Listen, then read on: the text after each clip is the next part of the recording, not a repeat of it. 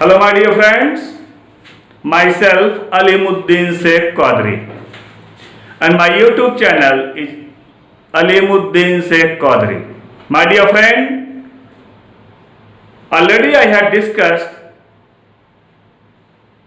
the earthworm to previous 1 to 16th segment. पहले से लेकर के 16 सेगमेंट तक मैंने जो है अर्थवर्म के विषय में सारे टॉपिक का एक्सप्लेनेशन आपको कर दिया है। और आज मैं आपको ये बताना चाहता हूं कि हैबिट एंड हैबिटेट की दृष्टि से अगर ध्यान में रखा जाए, जैसे अर्थवर्म क्या है? अर्थवर्म एक बोरोइंग एनिमल है। अर्थवर्म क्या है? अर्थवर्म एक बोरोइंग एनिमल है जो बिलों में रहता है, होल बनाकर रहता है। माय डियर फ्रेंड, मैंने आपको बताया था कि अर्थवर्म जो है वो जो है 2 फीट की गहराई से लेकर के 10 फीट की गहराई तक पाए जाते हैं। और उसी बोरोइंग एनिमल में आपने देखा स्नेक भी है, अर्थवर्म भी है। तो आपने देखा कि अर्थवर्म की साइज आप बोलेंगे तो बहुत छोटी साइज होती है, स्नेक तो इतने बड़े होते हैं। फिर अर्थवर्म ये जो है होल में रहते कैसे हैं? तो मैं यहां पर आपको एक छोटा सा टॉपिक दिखाने जा रहा हूं जिसमें आप देखेंगे एक स्केल है, या स्केल मैं आपको दिखाने जा रहा हूं। आप लोग ध्यान से देखिएगा, ये स्केल आप देखिएगा, मैं आपको एक एक करके इसकी स्केल के विषय में दिखाने जा रहा हूं। ये जो है स्नेक की स्केल है, आप देख सकते हैं ये स्नेक है। और यहां पर आप इसके पॉइंट को देख करके आसानी से क्लियर कर सकते हैं। इसके पॉइंट को देख करके आप आसानी से क्लियर कर सकते हैं। किंग कोबरा का है ये, एक किंग कोबरा की स्केल है। यहां पर आप देख सकते हैं ये काफी लंबी स्केल है। यहां पर आप देखिएगा ये काफी लंबी स्केल बनाई जा रही है, ये काफी लंबे है ये। यहां पर आप देखिएगा इस तरह से, ये अभी आप देखिए अभी ये जाकर के यहां पर ये कंप्लीट हुआ। तो इस तरह से अगर इसका टोटल लेंथ देखा जाए, ये 2 मीटर से ज्यादा इसकी लेंथ आपको मिलती है। ये 2 मीटर से ज्यादा की लेंथ है इसकी। तो अगर इतना बड़ा एनिमल आसानी पूर्वक रह सकता है तो क्या छोटा सा एनिमल वो आसानी पूर्वक नहीं रह सकता है? माय डियर फ्रेंड, मैं अलीमुद्दीन शेख कादरी अपने YouTube चैनल अलीमुद्दीन शेख कादरी के माध्यम से आज मैं आपको बताने चल रहा हूं कि 16 सेगमेंट के पहले भी कुछ ऐसे पार्ट हैं जिसमें मेल और फीमेल रिप्रोडक्टिव ऑर्गन मैं बताने चल रहा हूं। किसका? अर्थवर्म का। तो माय डियर फ्रेंड, जरा सा एक बार देखिएगा, मैं अर्थवर्म का मेल और फीमेल रिप्रोडक्टिव सिस्टम बताने चल रहा हूं और इसको आप लोग बहुत ही ध्यानपूर्वक समझेंगे। और मैंने आपसे बताया कि आप इसका नोट भी बनाते चलेंगे। माय डियर फ्रेंड, यहाँ पर आप जो है फिगर को देख रहे हैं, फिगर में आपने देखा ऊपर मैंने लिखा है अर्थवर्म। इसका क्लासिफिकेशन क्या है, सारे टॉपिक क्या है, सारे प्रोसेस क्या है, ऑलरेडी ये सारी चीजें मैंने आपको एक्सप्लेन कर दिया है अपने पार्ट 1 में, अर्थवर्म के पार्ट 1 में। क्लियर है ना?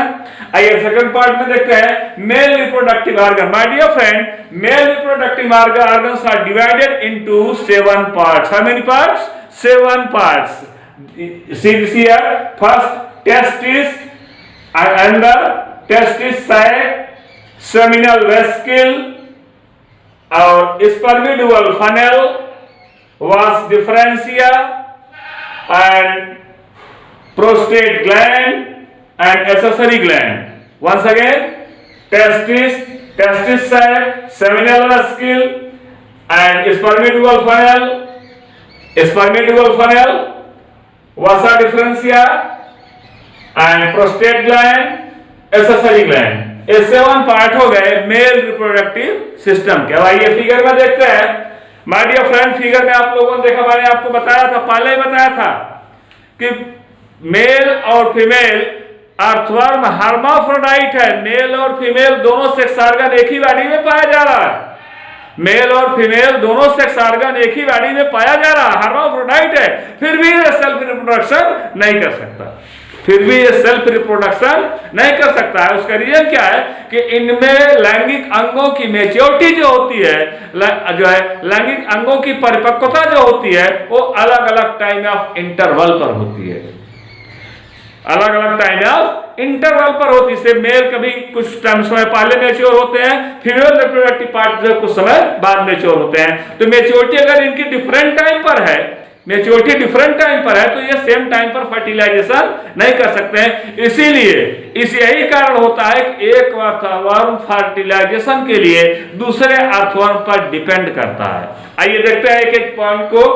अर्थवर्म में सबसे इंपॉर्टेंट पॉइंट है, ये देखते हैं यहाँ पर लिखा गया टेस्टिस। सबसे पहले टेस्टिस को देखा जाए। टेस्टिस को आपने देखा 10th और 11th सेगमेंट में टेस्टिस पाए जा रहे हैं। उसके बाद आप देख रहे हैं कि टेस्टिस सैक आप यहाँ पर टेस्टिस सैक मींस होता है टेस्टिस चैम्बर, माने किस टेस्टिस चैम्बर, अर्थात ये कहां पर ये चैम्बर पाया जा रहा है, किस चैम्बर में टेस्टिस पाया जा रहा है, उसको क्या बोला जाएगा, टेस्टिस चैम्बर बोला जाएगा। क्लियर हो गया, उसको टेस्टिस चैम्बर बोला जाएगा।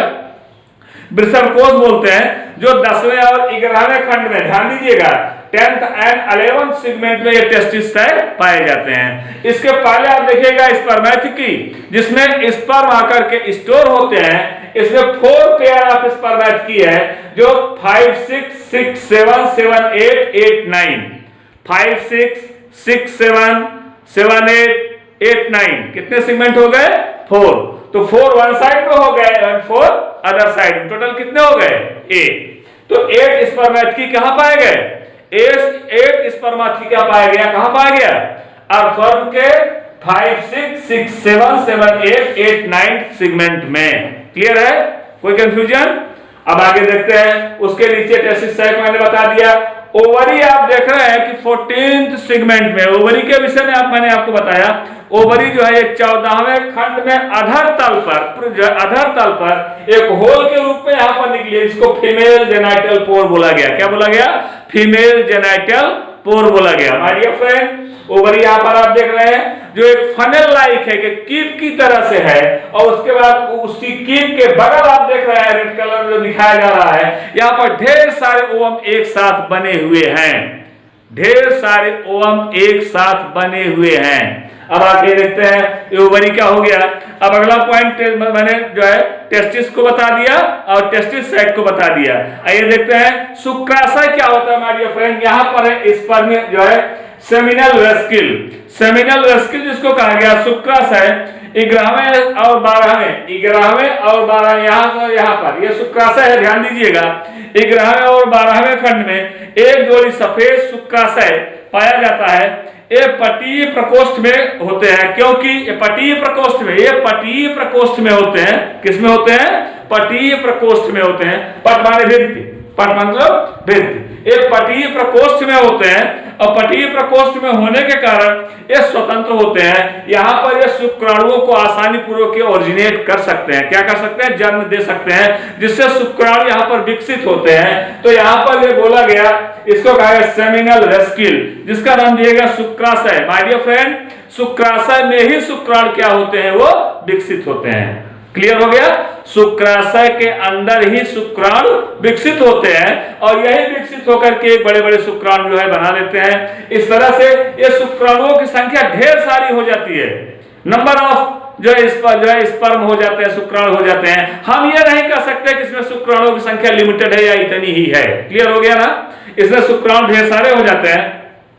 अब आप देखिएगा यहां से शुक्राणु जो मैच्योर हो जाते हैं तो यहाँ पर वसा डिफरेंशिया लिखा गया है। वसा डिफरेंशिया के थ्रू ये आगे आ रहे हैं। कहां पर आ रहे हैं, किसमें खुल रहे हैं, प्रोस्टेट ग्लैंड में आ जा रहे हैं। तो वसा डिफरेंशिया का फॉर्म होता है जिसको हम कहते हैं शुक्रवाहिनी नलिका। क्या बोलते हैं, शुक्रवाहिनी नलिका। नोट करिएगा, आपने लिखा है सेमिनल वेस्किल के बाद वसा डिफरेंशिया है ना। स्पर्मिडुअल फनल आपने देख लिया, स्पर्म को ग्रहण करने वाली कीप, स्पर्म को ग्रहण करने वाली नलिका, इसको बोला गया स्पर्मिडुअल फनल।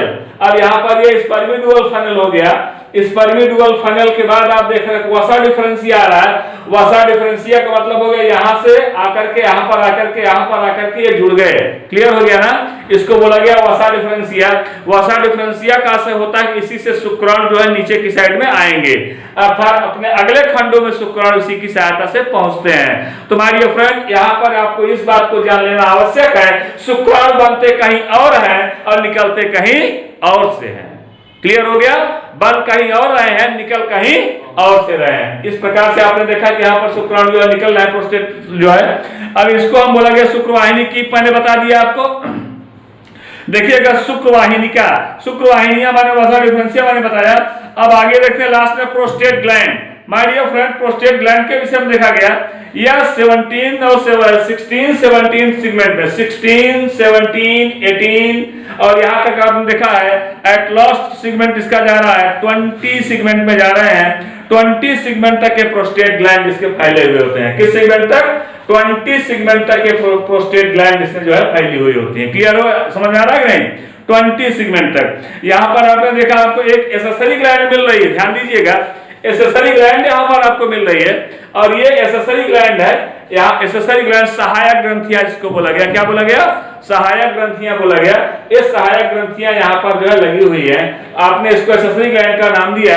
अब इस प्रकार से आपने देखा माय डियर फ्रेंड, ये ग्लैंड्स हैं जिसकी सहायता से आपने अच्छी तरह से देखा कि एक्सेसरी ग्लैंड जो होती है, माय डियर फ्रेंड इस बात का भी ध्यान रखेंगे, एक्सेसरी ग्लैंड ही ऐसी वह ग्लैंड होती है जिससे एक विशेष प्रकार के व्हाइट कलर का म्यूकस सिक्रीट होता है। यही म्यूकस जो होता है वो पूरे बॉडी को क्या करता है? वो लसलसा बनाए रखता है, पूरे के पूरे बॉडी को सॉफ्ट बनाए रखता है। आपने कभी केंचुए को टच किया होगा, उसकी बॉडी बड़ी मुलायम और सॉफ्ट होती है। अगर उसको ज्यादा हार्डली प्रेस कर दिया होगा, हार्डली जैसे ही आपने उसको प्रेस किया होगा तो वो जो है चिकनाई के साथ वो स्लिप कर गया होगा, छटक गया होगा। बस समझ आए कि नहीं? चिकनाई के साथ वो स्लिप कर गया होगा। इस तरह से चिकनाई के साथ आसानी पूर्वक स्लिप कर जाते हैं। तो यहां से यही ग्लैंड है, सहायक ग्रंथियां जो मैंने बताया अभी आपको, यही सहायक ग्रंथियां हैं जो कि आसानी से इनके ऊपर अपने ऊपर से एक विशेष प्रकार के विस्कस मतलब होता है चिकनाई युक्त, एक विशेष प्रकार के चिकनाई युक्त पदार्थों को स्रावित करते हैं। जब यही चिकनाई युक्त पदार्थ इसमें स्रावित हो जाते हैं तो यही चिकनाई युक्त पदार्थ जो है इनको पकड़ने पर ये आसानी से आपके हाथ से स्लिप कर जाते हैं, अपने आपके हाथ से स्लिप करके बाहर निकल जाते हैं। बस समझ में आ गई? अब आगे देखते हैं। तो यहां पर आपने मेल जेनाइटल पोर के विषय में या मेल जेनाइटल एपर्चर के विषय में आपने अच्छी तरह से देख लिया कि अगर आपसे कोई पूछे कि केंचुए में नर जननांग की स्थिति का वर्णन करिए, आप केंचुए में नर जननांग कहां से स्टार्ट हो रहा है? 4th, 5th, 6th, 6th, 7th, 8th, 8th, 9 माने स्पर्माथिका से लेकर के और कहां तक पहुंचा है? 20 सेगमेंट तक। माने 5वें 6वें सेगमेंट से लेकर के 20 सेगमेंट तक कौन जेनाइटल एपर्चर है? मेल। इसके बाद आता है फीमेल जेनाइटल में। Female genital my dear friend, female genital aperture की शुरुआत आपने देखा कि ये 14th सेगमेंट में हो जाती है, जहां पर कि आपने एक होल देखा है, ये यहां 14th सेगमेंट में से इसकी शुरुआत हो जाती है।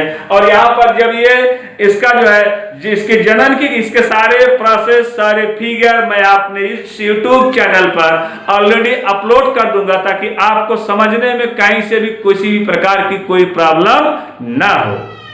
तो माय डियर फ्रेंड, इस बात का ध्यान रखिएगा कि आपको कहीं से भी समझने में इसका ट्रांसफर सेक्शन का जो है कहां पर स्पर्म का फॉर्मेशन हो रहा है, किस प्रकार से फॉर्मेशन हो रहा है, जो मैं बता रहा हूं, इन सारी बातों को डॉक्टर आर्यल कोटपाल की बुक से बता रहा हूं और सारे पॉइंट को मैं अपने इस लेक्चर में, अपने इस टॉपिक में जो है एक्सप्लेन कर दूंगा, समझा दूंगा, बता दूंगा और इसका पूरा का पूरा फिगर अपलोड कर दे रहा हूं ताकि आपको समझने में कहीं से भी कोई किसी प्रकार की कोई प्रॉब्लम क्रिएट ना हो।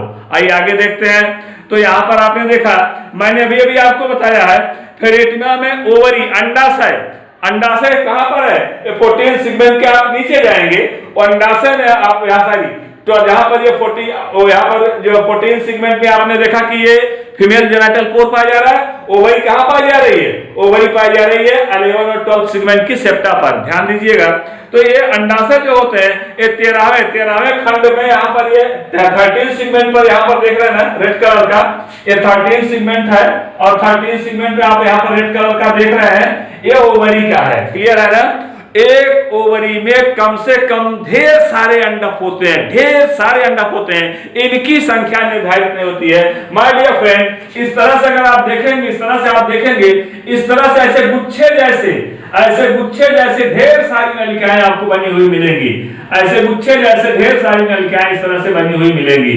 आपने देखा इस तरह से गुच्छे जैसी ढेर सारी नलिकाएं बनी हुई मिल रही हैं। यहाँ पर ऐसे गुच्छे जैसी, इन्हीं गुच्छों में आप देख रहे हो कि यहाँ पर ये अंडक है। क्या है ये? अंडक है। ये फीमेल में है। क्या है? इनको क्या बोला जाएगा बेटा? नोट कर लीजिएगा, फिगर बना लीजिएगा।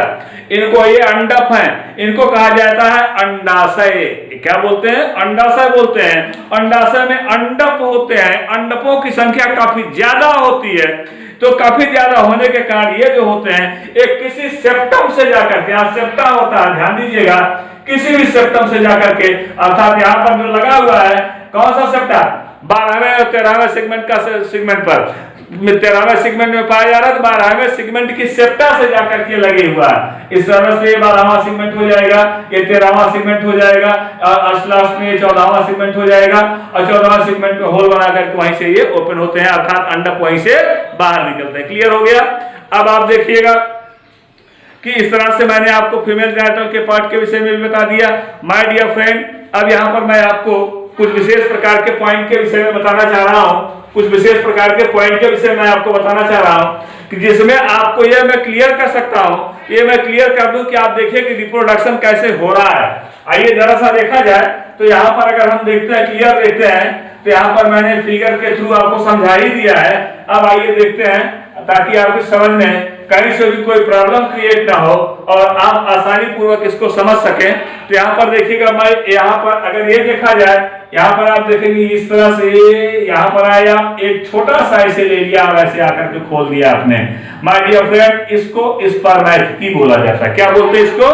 स्पर्मेथिका बोलते हैं। स्पर्मेथिकी, इसी के अंदर स्पर्म आकर के ड्यूरिंग टू फर्टिलाइजेशन, निषेचन की क्रिया के समय ढेर सारे जो है स्पर्म आकर के इसी के अंदर आकर के स्टोर हो जाते हैं। और जब स्पर्म इसके अंदर आकर के स्टोर हो जाते हैं तो ये स्पर्म इसी में मैच्योर होते रहते हैं, परिपक्व होते रहते हैं। और जब ये स्पर्म परिपक्व होते रहते हैं तो जब इनके पास ओवम आता है और ये स्पर्म यहाँ पर परिपक्व हो रहे हैं, परिपक्व होने के बाद जब स्पर्म इससे बाहर होते हैं, इजैकुलेशन होता है। इजैकुलेशन का मतलब होता है स्खलन। जब यहाँ पर स्पर्मों का स्खलन होता है तब कहीं जाकर के स्पर्म इसी नलिका के द्वारा बाहर निकलते हैं। अब मैं आपको बताना चाहूंगा कि स्खलन कब होता है और कैसे होता है। माय डियर फ्रेंड, इस बात का भी ध्यान रखिएगा। यहाँ पर ये पॉइंट मैंने बताया। अब ये डॉक्टर आर्यल अपनी बुक में लिखते हैं, डॉक्टर आर्यल अपनी बुक में लिखते हैं कि ये जो अर्थवर्म होते हैं, ये अर्थवर्म में फर्टिलाइजेशन, निषेचन की क्रिया जो होती है, ये लगभग 3 से 5 बजे के बीच, रात्रि 3 से 5 बजे के बीच, रात्रि 3 से 5 बजे के बीच ये अर्थवर्म अपने अलग अलग होल से बाहर निकलते हैं। जरा थोड़ा सा आपको एक इंटरेस्टिंग पॉइंट बताना चाहूंगा, सुन लीजिएगा। बहुत ही इंटरेस्टिंग पॉइंट है माय डियर फ्रेंड। जरा सा आपको इस विषय में जान लेना बहुत ही जरूरी हो जाता है।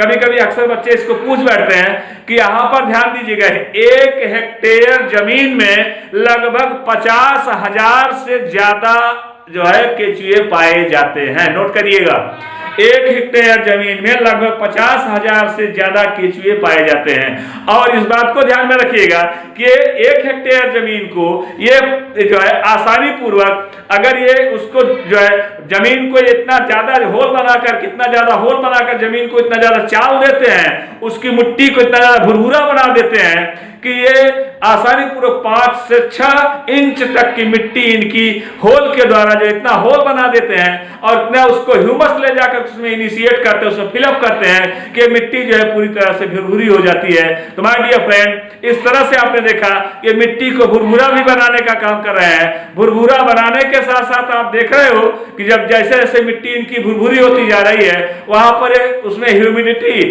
अर्थात वहां पर उसमें जो है वहां पर ह्यूमिडिटी के साथ साथ वहां पर ह्यूमस की भी मात्रा बढ़ाते चले जा रहे हैं। ह्यूमस की मात्रा का अर्थ यह होता है कि वहां पर सड़े गले कार्बनिक पदार्थों की मात्रा को बढ़ाते चले जा रहे हैं। आपने केचुए का भोजन देखा कि ये पत्तियां, सड़ी गली पत्तियां जो है, अरहर की पत्ती हो गई या छोटी छोटी पत्तियां जो है, इन पत्तियों को अपने मुख से पकड़ करके प्रोस्टोमियम और पेरिस्टोमियम की सहायता से पकड़ करके उसको घसीटते हुए अपने होल में लेकर के जाते हैं, उसको घसीटते हुए अपने होल में लेकर के जाते हैं। यही पत्तियां वहां नीचे जाकर के सड़गल जाती हैं। जब पत्तियां नीचे जाकर के सड़गल जाएंगी, आप ध्यान से सोचिए, यही पत्तियां जमीन में नीचे सड़ रही हैं, इससे क्या होता है? इस पत्ती के सड़ने गलने से क्या होता है? जब पत्ती सड़ जाएगी तो जमीन की उर्वरा शक्ति जो है वो बढ़ जाएगी, कार्बनिक पदार्थ उसमें बढ़ जाएंगे। तो माय डियर फ्रेंड, इस तरह से मैं अलीमुद्दीन शेख कादरी मैंने आपको बताया कि इस तरह से जो है केचुए में इस तरह से जो है होता है। और यहाँ पर आप देखिए कि जनन की क्रिया, मैंने जनन की क्रिया के विषय में बताया कि थोड़ा सा एक प्रोसेस मैं बताना चाह रहा हूँ। ये एक अर्थवर्म है, एक अर्थवर्म है और यहाँ पर ये दूसरा अर्थवर्म है। यहाँ पर ध्यान दीजिएगा, यहाँ पर एक दूसरा अर्थवर्म ये बना रहे हैं। कितने अर्थवर्म हो गए भाई मेरे? यहाँ पर 2 अर्थवर्म हो गए, यहाँ पर ये 2 अर्थवर्म हो गए। एक का इंटीरियर साइड इस साइड में है, दूसरे का इंटीरियर साइड इस साइड में है, दोनों एक दूसरे के क्या है, अपोजिट है। क्या है ये, दोनों एक दूसरे के अपोजिट है, इस तरह से अपोजिट है। ये देखिएगा आप लोग, अब ये क्लियर हो जाएगा कि दोनों एक दूसरे के अपोजिट है। अपोजिट होने के साथ ही साथ यहाँ पर एक जो है, जब एक बार लेफ्ट साइड में एक अपना कोकून जो है, अपने जो है लेफ्ट साइड में यहाँ पर स्पर्मेट्की जो है जो पाए जा रहे हैं, आप ध्यान से देखिएगा, तो यहाँ पर 4 जोड़े हैं स्पर्मेट्की, 1 2 3 4, यहाँ पर 1 2 3 4 यहाँ पर। तो यहाँ पर पिनियल सूप निकल करके एक साइड से इसके स्पर्मेट्की में जाकर के टोटल स्पर्म को से भर देते हैं। एक फर्टिलाइजेशन की क्रिया में जब दो केचुए बाहर आते हैं, दोनों लैटरल साइड में एक दूसरे के आसपास अगल बगल होते हैं, एक केचुए से संपूर्ण स्पर्म निकल करके दूसरे केचुए के स्पर्मेट्की में जाकर के ये भर देते हैं। आपने देखा किस तरह से एक साइड का स्पर्मेट्की पूरी तरह से स्पर्म से भर जाएगा, फिर यही केचुए घूम जाते हैं और दूसरी तरफ के या इसके स्पर्मेट्की को भरेगा, ध्यान दीजिएगा, या इसके स्पर्मेट्की को भरेगा और या इसके स्पर्मेट्की को भरेगा। दोनों एक दूसरे के स्पर्मेट्की को क्या करेंगे, भर देंगे एक साइड के। अब जब ये घूमकर दूसरी साइड में चले जाएंगे, अपोजिट डायरेक्शन में चले जाएंगे, अर्थात जो है जो इस लेफ्ट साइड में है वो राइट साइड में चला जाएगा और जो राइट साइड में है वो लेफ्ट साइड में चला जाएगा। तो माय डियर फ्रेंड, दूसरी तरफ के भी स्पर्मेट्की आसानी पूर्वक क्या किए जाएंगे, इनसे भर लिए जाएंगे। किससे, स्पर्म से ये भर लिए जाएंगे। आपने देखा इस तरह से जनन की क्रिया में, जनन की क्रिया में आपने क्या पढ़ा कि जनन की क्रिया में स्पर्म जो स्पर्मों से स्पर्मेट्की को पूरी तरह से भर लिया गया। कोई कंफ्यूजन? ये केचुए की प्रक्रिया जो होती है यह रात्रि 3 से लेकर के 5 बजे के बीच अर्थात भोर के समय में यह क्रिया देखी गई है। और इस क्रिया में ये दो केचुए एक दूसरे जो है अपने अपने होल से बाहर आते हैं और दोनों लैटरल साइड से एक दूसरे से चिपक जाते हैं और चिपक करके एक का पिनियल सूप दूसरे के स्पर्मेट्की में और दूसरे का पिनियल सूप पहले के स्पर्मेट्की में जाकर के इंटर कर जाता है, प्रवेश कर जाता है और उसी की सहायता से अपने टोटल स्पर्म को उसके स्पर्मेट्की में उड़ेल देते हैं। इस तरह से स्पर्मेट्की भर जाती है, फिर वे पीछे आते हैं, फिर दूसरी साइड में आगे जाते हैं और पीछे आने वाले जब दूसरी साइड में आगे जाएंगे, दूसरी साइड में आगे जाकर के दूसरी साइड के स्पर्मेट्की को पूरी तरह से भर देते हैं। तो माय डियर फ्रेंड, आपने देखा कि दूसरी साइड की भी स्पर्मेट्की पूरी तरह से भर गई। इस तरह से आपने देखा कि दोनों साइड की स्पर्मेट्की पूरी तरह से भर जाती है। जब ये दोनों साइड की स्पर्मेट्की पूरी तरह से भर जाएगी तो यहाँ पर अब ये केचुए अलग अलग हो जाते हैं और फिर अपने अपने होल में चले जाते हैं, बुलियों में चले जाते हैं। ठीक है ना? अब देखिए होता क्या है, अब आपको देखना है इसमें होता क्या है, जो इंपॉर्टेंट पॉइंट है माय डियर फ्रेंड। अब आइए मैं उस पर डिस्कस करता हूं, होता क्या है इसमें होता यह है, अब आप देखिएगा कि केचुआ मैंने बनाया, आप जब ध्यान से देखिएगा तो समझ में आ जाएगा। एक केचुआ मैंने बना लिया, इस केचुए का माय डियर फ्रेंड ये क्लाइटेलर रीजन है। कौन सा रीजन है? ये क्लाइटेलर रीजन है। क्लाइटेलर में एक चौड़ी पट्टी का आप लोगों ने देखा होगा, 14 15 16 खंडों से मिलकर के बनी होती है। 14 15 16 खंडों से मिलकर के 3 खंडों की क्लाइटेलर रीजन की पट्टी होती है। इसी पर एक होल होता है जिसमें आपने देखा कि 14वें सेगमेंट की सेप्टा पर एक होल पाया गया जिसे फीमेल जेनिटल पोर बोला गया। यहाँ पर आपने देखा फीमेल जेनिटल पोर बोला गया। 15वें पर जो है इस तरह से, 16वें पर भी इस तरह से एक म्यूकस ग्लैंड होती है जो तेजी के साथ म्यूकस सिक्रीट करेगी और ये तेजी के साथ जो म्यूकस सिक्रीट करती है, यही म्यूकस ये जो है आसानी पूर्वक सूख जाता है। जब ये म्यूकस इसका आसानी पूर्वक सूख जाएगा, इस तरह से म्यूकस इसके आसानी पूर्वक सूख जाएंगे। जब इसका म्यूकस आसानी पूर्वक सूख जाएगा तो आपने देखा कि जब इसके म्यूकस को आसानी पूर्वक सूख जाता है, जब इसका म्यूकस आसानी पूर्वक सूख जाएगा, आपने देखा कि इसका म्यूकस आसानी पूर्वक सूख जाएगा।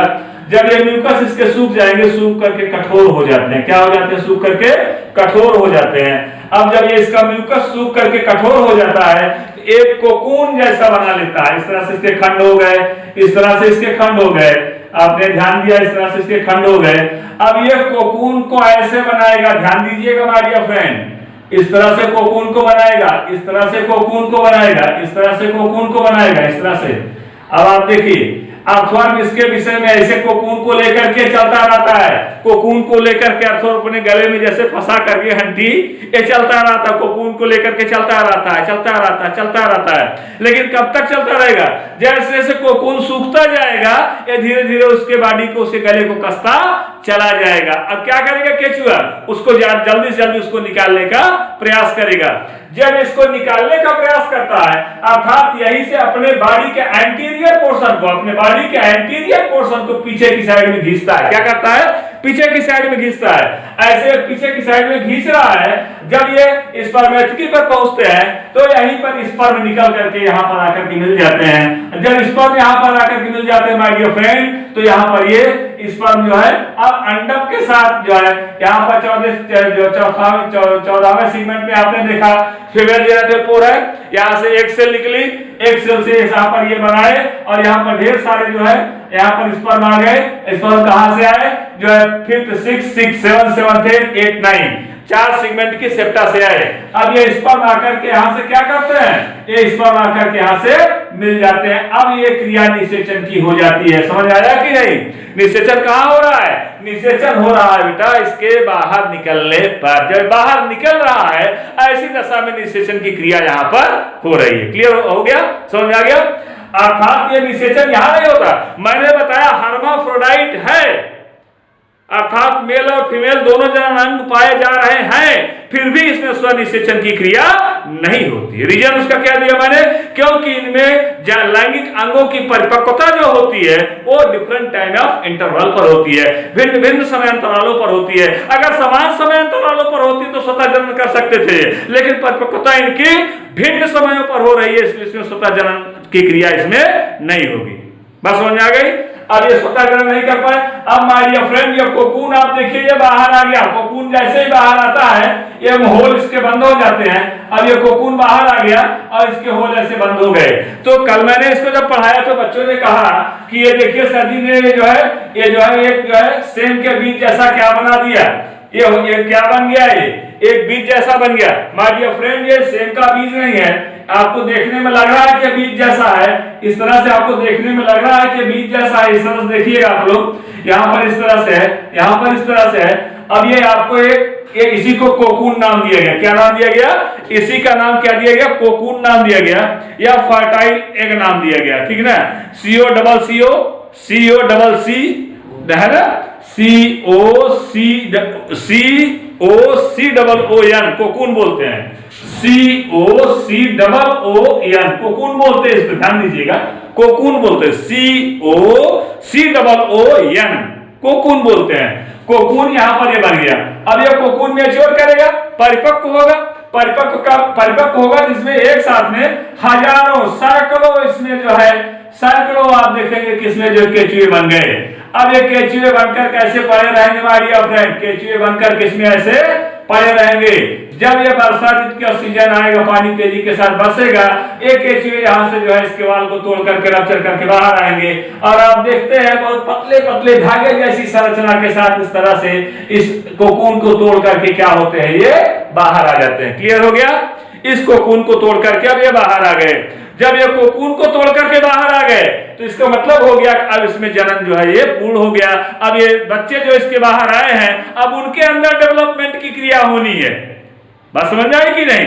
अब तक डेवलपमेंट अर्थवर्म के अंदर हो रहा था, लेकिन जो अर्थवर्म के चाइल्ड जो बच्चे बाहर आ रहे हैं, ये पतले पतले धागे जैसी संरचना के जो बाहर आ रहे हैं, अब इसमें डेवलपमेंट की क्रिया हो रही है, इसमें विकास की क्रिया हो रही है। जब इसमें विकास की क्रिया होगी तो भी बड़े होकर के अर्थवर्म में कन्वर्ट हो जाएंगे।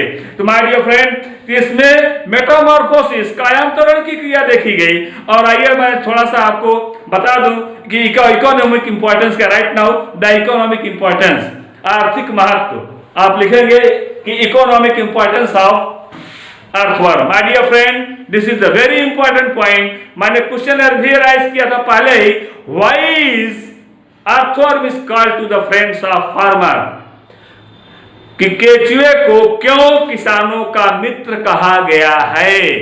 तो उसका उत्तर अब मैं देने चल रहा हूं, उसको आप लोग ध्यान से सुनिएगा।